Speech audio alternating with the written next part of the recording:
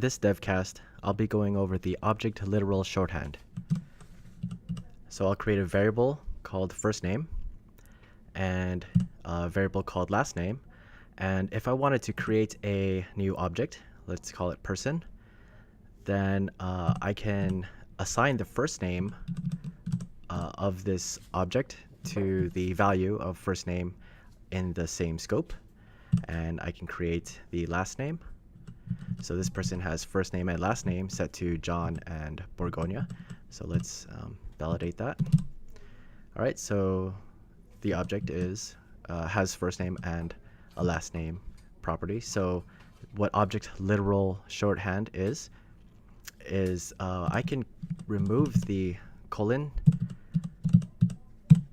which says that this person has a key called first name and last name that are assigned to a variable in the same scope and assigned that same property. So we'll have the same result. Okay, so that's the shorthand.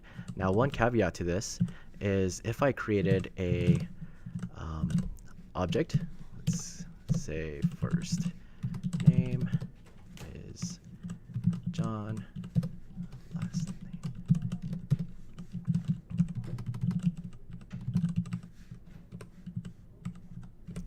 And I wanted to use the variables in this object for my new person object.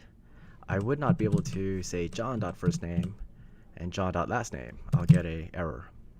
Okay, so this syntax is not allowed with the object literal shorthand.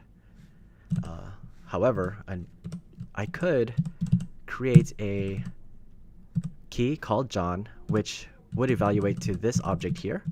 So it'll give us a different result. Let's give it a traditional count of 1. Okay. And so you can see here that there is 2 keys on this person. One is John and the other is count, where John is assigned to this object here. And that's about it. Thanks.